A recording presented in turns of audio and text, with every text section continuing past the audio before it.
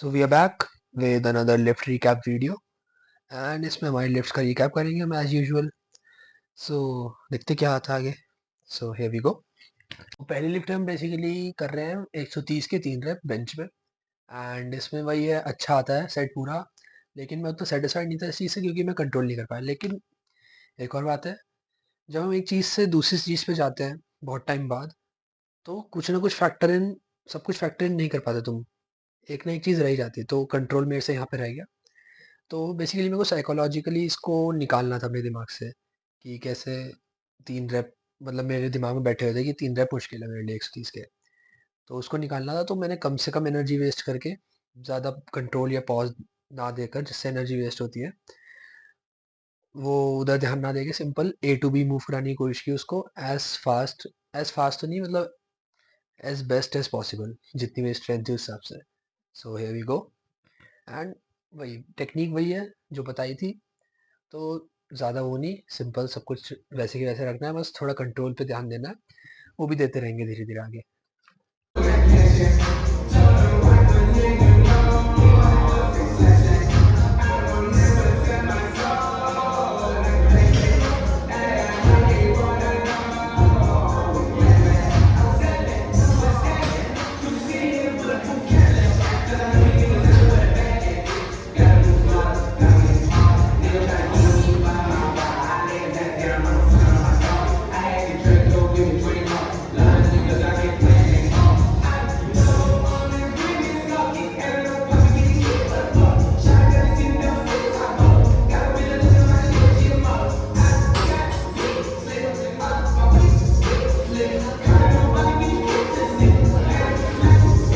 तो सेट जो था वो अच्छा गया. भाई बस कंट्रोल में वर्क करना. और इसमें दिक्कत मेरे को एक पता कहाँ आ रही है, मैं हक देता हूँ अपनी बार प्लेसिंग को. जब नीचे ला रहा होता हूँ तो मेरा पॉइंट रहता है बार प्लेस यहाँ पे करना. ये चेस्ट खत्म हो रही है थोड़ा सा इधर करना, क्योंकि मेरी टेंडेंसी है, सबकी अपनी अपनी अपनी टेंडेंसी होती है, उस हिसाब से वर्क करना होता है. तो मेरी टेंडेंसी है बार को थोड़ा ऐसे लाना, मतलब पीछे की तरफ लाना. स्ट्रेट नहीं, हल्की सी पीछे जाती है, बहुत माइन्यूट सी. तो हैवी वेट पे और ज़्यादा पीछे जाने की टेंडेंसी रहेगी. तो जितना मैं आगे प्लेस करूँगा उतना पीछे जाते वक्त मेरी चेस्ट इन्वॉल्व रहेगी. ये मेरा पॉइंट में एम रहता है बेसिकली. तो अब मेरा यहाँ प्लेसिंग है, तो यहाँ की जगह अगर यहाँ प्लेसिंग हो जाएगा तो वो पीछे जाएगा एंड शोल्डर का इन्वॉल्वमेंट बढ़ेगा, चेस्ट का इन्वॉल्वमेंट खत्म हो जाएगा वहाँ पे. मतलब बहुत माइन्यूट हो जाएगा, तो लिफ्ट करना मुश्किल हो जाएगा क्योंकि ऑब्वियसली शोल्डर में कम जान है मेरे, चेस्ट में ज़्यादा जान है. चेस्ट के थ्रू ही मूव करना है इसको मोस्टली. तो चेस्ट शोल्डर ट्राइसेप सबसे ज़्यादा इन्वॉल्वमेंट चेस्ट का रखना है, तो उसके लिए प्लेस यहाँ करूँगा. एंड तुमने देखा होगा मेरी पिछली वीडियो में 125 केजी के 5 मारे थे, तब मेरी प्लेसिंग अच्छी आई थी, बहुत ज़्यादा यहीं पे आई थी. तो उसी पे वर्क कर रहे हैं. अब हैवी वेट था तो वो मेंटल स्ट्रेस भी रहता है ना. अब वो मैंने बीट कर दिया 3 रेप लेके, तो इसी पे वर्क करते रहेंगे धीरे धीरे, सिंपल. सो फॉर अब हमारी नेक्स्ट लिफ्ट है, here we go. So here we have is our low bar squat. And low bar squat हमने करे 160 के 3 रेप. तो पहले मैं हाई बार स्क्वाट कर रहा था बहुत ज़्यादा टाइम के लिए, मतलब 1-2 महीने के लिए मैंने हाई बार स्क्वाट ही करी, क्योंकि लो बार स्क्वाट में मेरे पेन आता था डिस्क बल्ज की वजह से. तो उस पे स्विच करा मैंने क्योंकि उसमें बेंड ज़्यादा नहीं होता जितना इसमें होता है, क्योंकि तुम्हारी लो बार पे रखी है वो. सो बेसिकली मैकेनिक्स क्या होती है एक बार समझा देता हूँ मैं. अपर बॉडी का जो रहता है, लोअर बॉडी का फिर कभी बता दूंगा. मैकेनिक्स होती है, ये तुम्हारा ट्रैप यहाँ से अटैच हो रहा है नेक से, एंड ये तुम्हारा ट्रैप शोल्डर से अटैच हो रहा है. तो जो पार्ट शोल्डर से अटैच हो रहा है उसके ऊपर प्लेस करना है तुम्हें यहाँ पे, सिंपल. एंड बैक न्यूट्रल रखनी है, एक्सटेंड नहीं करनी है, मैं ऐसे बहुत प्रोटेक्ट करना है अपने शोल्डर्स को. न्यूट्रल सिंपल, ठीक है. ये भी नहीं, ये भी नहीं. जो तुम शोल्डर्स को देखते हो ना, अटेंशन एंड एटीज वाली पोजीशन, तो एटीज वाली पोजीशन रखनी है सिंपल. एंड उसी में सिंपल ऐसे उठाना है, हल्का सा बार को अपने मिड फुट के ऊपर रखना है. तो वो भी बताऊंगा मैं तुम्हें. सो इसमें वही 3 रैप आते हैं अच्छे खासे. एंड मैं ब्रेस को भी अपना चेंज करा है, श्रग नहीं करता मैं ब्रेस में, तो उस पर भी वर्क करा है. So here we go. तो हमने अपर बॉडी का रोल देख लिया कि अपर बॉडी में प्लेस का करनी है बार. दोबारा देख लो. लो बार, ये लो बार की पोजिशन है ना. एंड ये हाई बार की पोजिशन है, ये लो बार की एंड ये हाई बार की. बैक न्यूट्रल, ना ऐसे करना है ना ऐसे करना है, बैक न्यूट्रल. ये हाई बार की पोजीशन एंड ये लो बार की पोजीशन, ठीक है. अब नीचे का देखते हैं कैसे कोऑर्डिनेट कराना है अपर बॉडी को नीचे अपर लोअर बॉडी से। तो मेन चीज़ रहती है अपनी मिड फुट प्रेशर। कैसी भी स्क्वाट मारो, मैं जर्चर स्क्वाट्स मार रहा हूँ, फ्रंट स्क्वाट्स मार रहा हूँ, या लो बार या हाई बार स्क्वाट्स मार रहा हूँ, पॉइंट रहेगा mid foot pressure. Mid foot कौन सा एरिया होता है तुम्हारे फुट का? ये है ना, हील से हल्का सा आगे।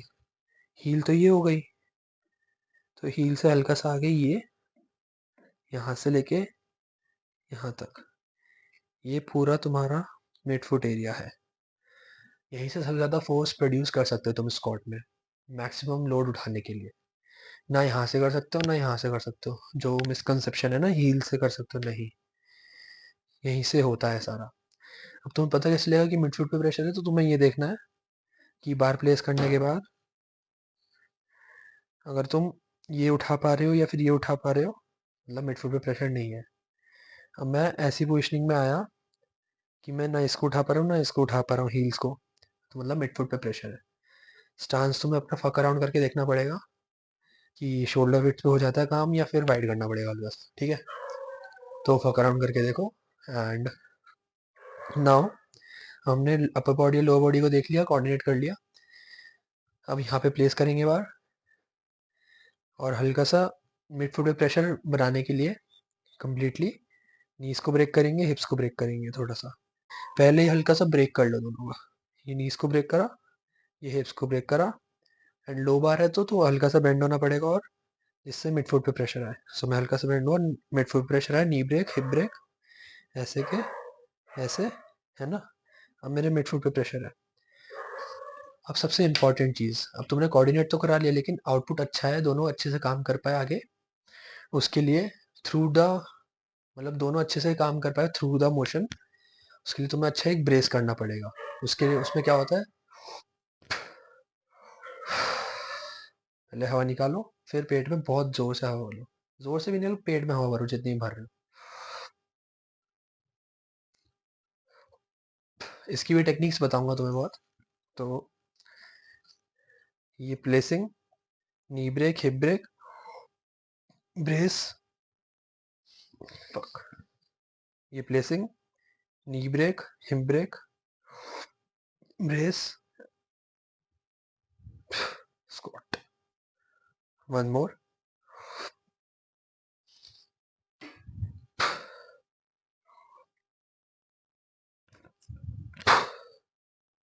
तो तुम्हें नी ब्रेक, हिप ब्रेक और ब्रेस तीनों एक साथ करना है। टाइम बचेगा एंड एनर्जी भी बचेगी।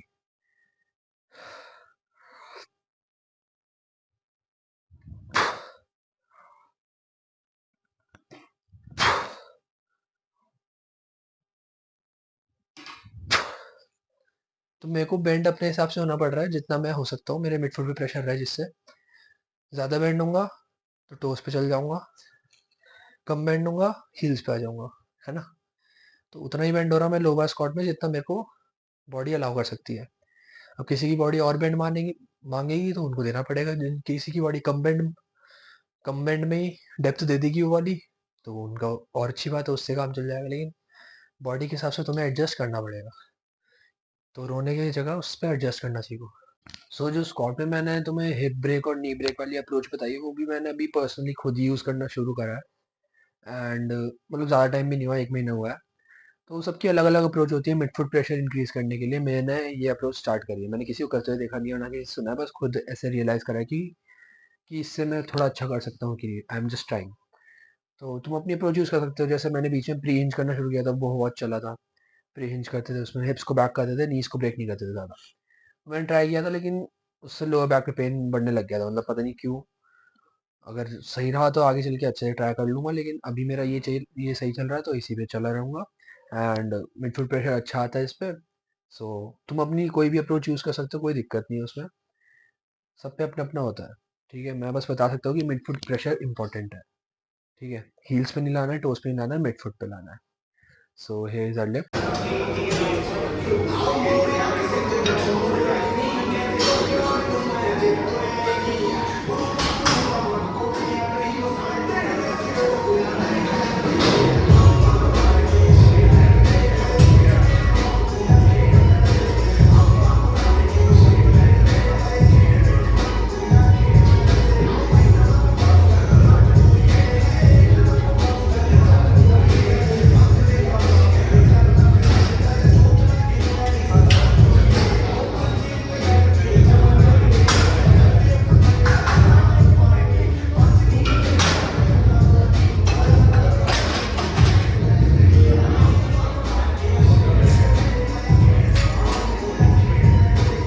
वॉज अ स्क्वाट 160 के 3 आए एंड तीसरा थोड़ा हार्ड आया, ये तीसरा चौथा सेट था उसी का। तो मतलब स्ट्रांग होने लगी अब धीरे धीरे। अब मेरे वेट के हिसाब से तो बहुत कम है, लेकिन आई एम प्रोग्रेसिंग। मेरा कोई कोच वोच नहीं है, खुद ही प्रोग्राम बना रहा हूँ एंड मेरा कोई ऐसा पर्टिकुलर प्रोफेशनल एम भी नहीं है उस साइड जाने का। बनेगा तो उस पर अच्छे से प्रैक्टिस करेंगे। सो अभी जिस हिसाब से मेरा गोल है उस हिसाब से मैं काम कर रहा हूँ उस पर। And now we have dips. 50 kilo के डिप्स लेंगे weighted. So current body weight मेरा 85 kg है, जिसपे मैंने 50 किलो ऊपर से लगाया। एंड उसमें एक चीज़ बताता हूँ जो मैंने लास्ट टाइम, मतलब जो डिप वाली वीडियो थी उसमें मिस कर दी थी। मतलब मिस भी नहीं, पार्थ भाई ने कमेंट करा तो मैंने रियलाइज़ करा कि मैं करता हूँ, लेकिन वो चीज़ मैंने ऑब्जर्व नहीं किया कि वो मैं करता हूँ। सो वो दिक्कत आ गई, इसलिए मैंने वो डाली भी नहीं। और इतनी इंपॉर्टेंट, मतलब इंपॉर्टेंट टिप है, लेकिन वही मतलब मैं कॉन्शियसली कर सबकॉन्शियसली करता ही था, तो इसलिए मैंने ध्यान नहीं दिया उस चीज़ पे। जो मेन टिप्स एंड ट्रिक्स थी वो सही थी, बस एक और ऐड कर देते हैं उसी में। बहुत छोटी सी चीज़ है, बता। सो डिप्स की मैंने जो रील डाली थी, मतलब उसमें टिप्स बताई थी कैसे करना होता है। तो मेरे को एक कमेंट आया पार्थ भाई का कि शोल्डर प्रोटेक्शन वाला क्यों क्यों नहीं दिया इसमें, मतलब शोल्डर प्रोट्रैक्शन वाला क्यों नहीं है इसमें, मतलब वो भी ऐड कर सकते हैं। सो मैंने थोड़ी रिसर्च की, मैं समझे नहीं पहली बात तो क्या चीज़ थी। फिर मैंने रिसर्च किया एंड अपनी वीडियोस ऑब्जर्व की, तो मैंने देखा कि मैं वो क्यू ऑलरेडी यूज कर रहा हूँ सबकॉन्शियसली। मतलब मैंने कभी ऑब्जर्व नहीं किया, लेकिन मैं वो अप्लाई करता हूँ।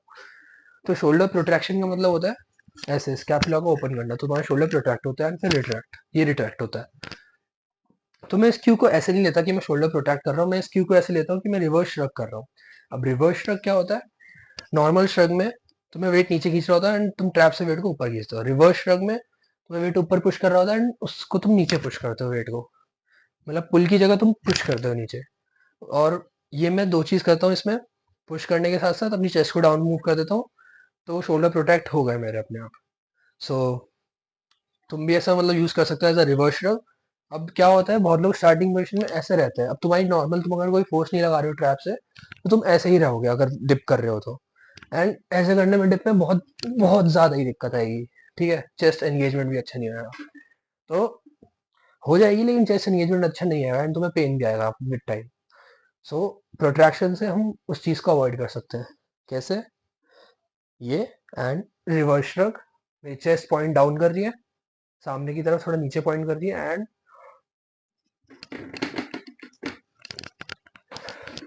तो ये हो गई अपनी डिप। सो ये बहुत छोटी सी चीज थी, मतलब अच्छा क्यों है बहुत।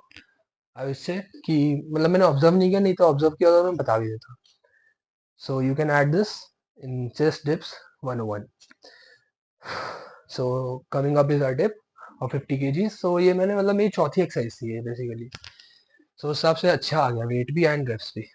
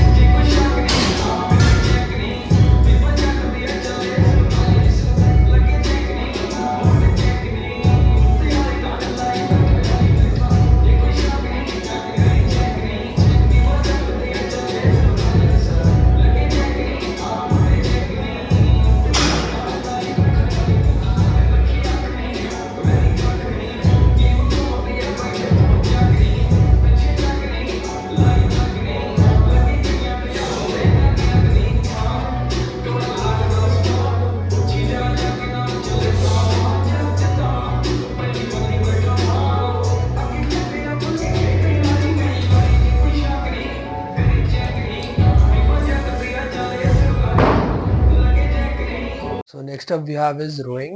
सिंगल आर्म केबल रो है ये। एंड मैं डंबल से भी कर सकता हूँ, डंबल से भी कोई दिक्कत नहीं है। मैं बारबेल रो भी करता हूँ, मेरे को उससे भी कोई दिक्कत नहीं है। बस बारबेल रो सेटअप करने का मेरे, मैं थक चुका था, बारबेल रो सेटअप करने का मन नहीं था, मैं कर चुका था एक साइड उसका ऑलरेडी। एंड डंबल रो 40 तक के डंबल है, तो वो मेरे लिए बहुत ईजी है, मतलब बहुत ईजी है। सो चेस्ट सपोर्टेड में भी बहुत ईजी है, तो वो भी नहीं कर सकता था मैं। डंबल डाल के देखो तो भी बहुत टाइम कंज्यूमिंग लगता है, कभी कभी मन करे तो कर लेता हूँ। सो सिंपल, कुछ नहीं करना होता। सीट सेटअप स्टेबिलिटी के लिए एंड आगे की तरफ जिससे चेस्ट सपोर्ट कर पाओ स्ट्रेच के टाइम। एंड इसमें मेरा मेन रहता है क्यों, कि लैट के साथ साथ मिड बैक को भी ट्रेन करना है। वो तुम कैसे कर सकते हो? सिंपल, यहाँ तक मैं जा रहा हूँ, मेरा शोल्डर मूव हो रहा है, तो मेरे लैट स्ट्रेच हो रहे हैं, है ना। मैं इधर से भी आ जाऊंगा तो मेरे लैट एंगेज हो जाएंगे अच्छे खासे। अब मेरा एम रहता है ना ऐसी ग्रिप रखना, ना ऐसी ग्रिप रखना, बहुत वाइड भी नहीं, बहुत वो भी नहीं, बीच में। सिंपल। ऐसी जिससे मैं लैट और मिड बैक दोनों एंगेज कर पाऊँ अच्छे से। अब तुम्हें वीडियो में देखोगे तो लगेगा कि बहुत पास है, लेकिन वो मेरी तरफ से इंटरनल क्यू यही था, हाथ पूरे टाइम ऐसे था। वो बस लैट थोड़ा ओवरटेक कर गया ऐसे कॉन्ट्रैक्टेड पोजीशन पे, इस चक्कर में तुम्हें लगेगा कि वो लैट पे ही आ रहा है।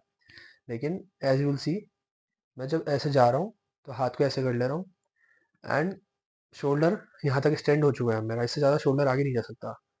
अब मेरा जा सकता है स्कैपुला आगे। स्कैपुला आगे लेके जाऊंगा तो मेरे मिड बैक की मसल्स एंगेज होगी, and if I am not wrong, rhomboids और मिड ट्रैप्स होते हैं उस साइड तुम्हारे, गलत भी तो भी mid back simple. So mid back की मसल्स एंगेज होगी एंड फुल स्ट्रेच हो जाएगी। फिर कॉन्ट्रैक्ट कॉन्ट्रैक्ट, कुछ नहीं करना, बस खींचना है। अगर अगर दो टुकड़ों में बांटे कि मिड बैक की मसल्स और लैट्स की मसल अलग अलग कैसे एंगेज करनी है, तो ये तुमने स्ट्रेच कर रखा है बिल्कुल, तो पहले स्कैपुला को खींच लो अंदर। ये तुम्हारी मिड बैक का काम खत्म है यहाँ पे। अब है लैट्स का काम अंदर खींचने का, सिंपल। तो ये जो दो पार्ट होते हैं, दो पार्ट में डिवाइड होता है पूरा रोइंग, एंड उसको तुम एक साथ परफॉर्म कर दो, सिंपल। मैं इतना सोचता नहीं करते वक्त, तुम भी मत सोचो, बस मैं बता रहा हूँ। अगर तुम्हें सोचना हो कि भाई हिट हो रही है कि नहीं, तो हो रही है। अगर फुल स्ट्रेच दे रहे हो एंड कॉन्ट्रैक्ट कर रहे हो, हिट हो रही है। स्कैपुला जा रहा है आगे, मिड बैक हिट हो रही है, शोल्डर आगे जा रहा है, ट्राई लैट्स हिट हो रहे हैं, and stretch contract. Wide grip में लैट्स नहीं आएंगे, एंड वाइड ग्रिप में इसलिए नहीं करता क्योंकि मैं रियर डेल्ट और ट्रैप्स अलग से कर ही रहता हूँ, तो उसमें वो एंगेज यही होता है, ट्रैप्स और रियर डेल्ट और ट्रैप्स एंगेज होते हैं मोस्टली। तो वो मेरा पर्पस अलग से हो जाता है उससे। तो मिड बैक रह जाती है, वो मैं इससे कर लेता हूँ, सिंपल। फुल्ली आगे, एंड कोई भी रोइंग मूवमेंट करो, फुल स्ट्रेच दो एंड फुल्ली कॉन्ट्रैक्ट करो, अच्छा रहेगा। सो अलग अलग रोइंग मूवमेंट करूंगा तो डालूंगा एंड बताऊंगा कैसे कैसे किस में कैसे परफॉर्म कर सकते हो। ये तो बहुत इजी चीज़ है, इसमें तो बस बेंच पे हाथ रखो एक हाथ, एंड एक हाथ पैर आगे, फुल स्ट्रेच। ये फुल स्ट्रेच था बाय द वे, और मैं उस वेट की वीडियो नहीं ले पाया, लेकिन वही हाथ रखा सिंपल सपोर्ट के लिए। स्टेबिलिटी, बहुत ज़्यादा स्टेबिलिटी मिलती है इस एक्सरसाइज में तो खासकर, क्योंकि सपोर्ट मिल जाता है। डंबल रो में भी तुम्हें इतनी नहीं मिलेगी, उसमें भी मतलब कोर को एंगेज होना पड़ेगा कभी ना कभी। लेकिन इसमें बैठा हुआ हूँ एंड हाथ रख दिया, बस मेरी कोर का काम ही नहीं है, मेरा लैट्स और मिड बैक अच्छे से एंगेज हो रहा है। अब इसमें भी दिक्कत आ गई, वो फुल स्टैक हो गया, तो अब देखते हैं वेट कहाँ क्या।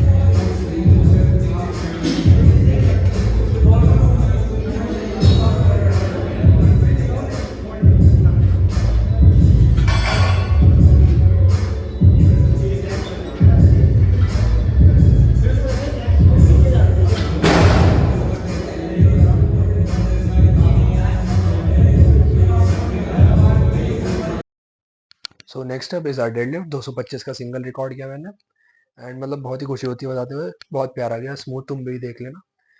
तो बेसिकली मैंने डेडलिफ्ट में क्यों कुछ चेंज नहीं करा, मतलब बेसिकली जो जिस तरीके से मैं अप्रोच करता था लिफ्ट को, वो चेंज करा है। पहले मैं लेग्स को ऐसा स्ट्रेच रिफ्लेक्स की तरह यूज करता था, ठीक है। तुम पिछली वीडियोस देखोगे, मैं पैर को पहले सीधा रखता था, फिर एकदम से नीचे लाके फिर खत्म। अभी मैं सेम पोजीशन में रहता हूँ, स्लैग पुल करता हूँ, ब्रेस एंड अप, वो वाला पार्ट हटा दिया मैंने, एलिमिनेट कर दिया बिल्कुल। पता नहीं क्यों, बस कंफर्टेबल हो गया उससे मेरे को, और ज़्यादा मतलब कॉन्फिडेंस आता है उससे लिफ्ट पे, ऐसा लगता है कि तुम प्रॉपर टेक्निक के साथ उठा रहे हो। और स्ट्रेच रिफ्लेक्स का जो होता है, जो भी मैं मतलब दिमाग में सोचता था, वो होता था ना कि हेवी वेट पे जाते जाते मैं वो सोचता था कि ढंग से स्ट्रेच आएगा कि नहीं, तो वो चीज़ चली गई है दिमाग से, क्योंकि वो पार्ट ही हट गया है। तो हेवी वेट पे मेरे को टेंशन नहीं रही कि वो सही से हुआ कि नहीं, वो पार्ट। तो उस पे बहुत टेंशन आती थी मेरे को, क्योंकि वही प्री टेंशन क्रिएट करता था डेडलिफ्ट के लिए, एंड उसी से मतलब मेरे को कॉन्फिडेंस आता था, जितना बेटर मैं उसमें कर पाता था। सो इसमें मेरे को ब्रेसिंग भी अच्छी फील होती है, एंड इसी पे वर्क करूंगा धीरे धीरे, प्रैक्टिस प्रैक्टिस प्रैक्टिस, बढ़ाते रहेंगे फिर।